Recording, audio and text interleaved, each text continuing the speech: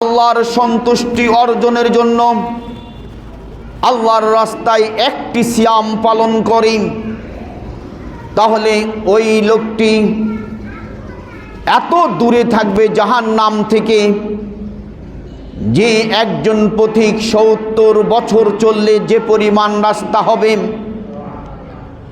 ওই ব্যক্তি সিয়াম পালনকারীকে জাহান্নাম থেকে তত দূরে রাখবেন।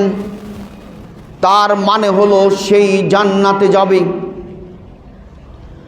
আমরা রমজান মাসের শুধু রমজান মাস আসলেই আমাদের রোজা পালন করা কেন্দ্রিক একটি আমাদের মাথায় একটি বিষয় ঘুরপাক করে রোজা রাখতে হবে।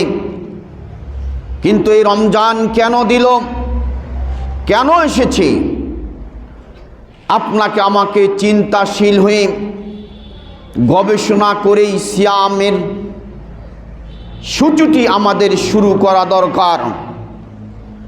এই সিয়াম হচ্ছে এমন একটি গুরুত্বপূর্ণ যে আপনার একটি ব্যক্তি বা একটি জাতির জন্য যখন একটা দেশের প্রয়োজন হয়, ওই দেশের জন্য একটা দেশ পরিচয়, কমের পরিচয় বহন করার জন্য ওই দেশের একটি রাজধানী লাগে, যা স্বরাষ্ট্রনীতি পররাষ্ট্রনীতি ঘিরে তার নির্বাহী শক্তি, চালিকা শক্তি সেখান থেকে প্রবাহিত হয়ে থাকে। সিয়াম পূর্বে ফরজ ছিল, এরকম মাসিকভাবে ফরজ ছিল না। কিছু পূর্বেই কিছুদিন সিয়াম ইহুদ নাসারা করত, তারা মহরমের সিয়াম ফরজ মেনে করত, কিন্তু তাদের কিছুদিনের একটা সিয়াম ছিল, কিন্তু ইবাদত ছিল। ওই ইবাদতকে কেন্দ্র করে সেখানে ফিলিস্তিনে বাইতুল মুকাদ্দাসকে কিবলা হিসাবে, সেই পান কেন্দ্র হিসাবেই ফিলিস্তিনের পরিচয় লাভ করেছে, শুধুমাত্র কিবলা হিসাবে গ্রহণ করার জন্য। যেই তিনটি পৃথিবীর শ্রেষ্ঠ মসজিদের ভিতরে বাইতুল মুকাদ্দাস মসজিদে আকসা হচ্ছে সর্বশ্রেষ্ঠ একটি মসজিদ। এই মরুভূমির পবিত্র ভূখণ্ডকে কেন্দ্র করেই আপনার সেখানে মসজিদে আকসাই হচ্ছে আপনার সেখানে রাজধানী। সেই কেন্দ্রবিন্দুকে লক্ষ্য করেই মুসলিম কওমের সেখানে একত্রিতকরণ। ঠিক আপনার পৃথিবীর প্রথম ঘর হচ্ছে, যেই কাবা হচ্ছে প্রথম ঘর। কিছুদিন 16 থেকে 17 মাস কিবলামুখী করে সালাত আদায় করেছিলেন। মদিনায় হিজরত করে যাওয়ার পর তারপরে আল্লাহর নবীর চাহিদা অনুযায়ী মক্কার দিকে কাবার ঘরে তাকে কিবলা করে দেওয়া হলো।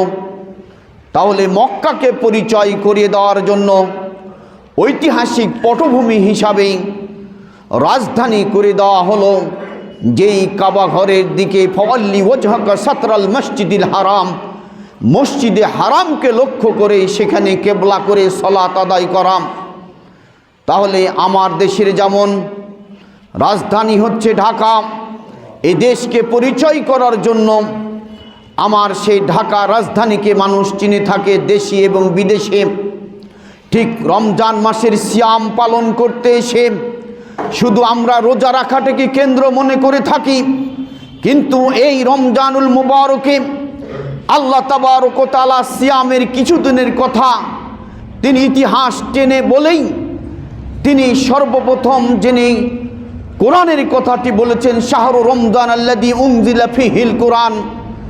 এই রমজান মাস এমন একটি মাস যেই মাসটিতে কোরআন নাজিল করা হয়েছে। শুধুমাত্র আপনার রোজা রাখার জন্য এই মাস নাজিল করা হয় নাই। এই মাসটি কোরআনের মাস, কোরআন পাঠের মাস, কোরআন গবেষণার মাস, কোরআন চর্চা করার মাস, পাপ ত্যাগের মাস, আপনার সৌহার্দ্যপূর্ণ মাস, ভালোবাসার মাস, মর্যাদাপূর্ণ মাস, পাপ মোচনের মাস, এগুলি সম্পূর্ণ বরকত হাসিলের রহমত পাওয়ার মাস।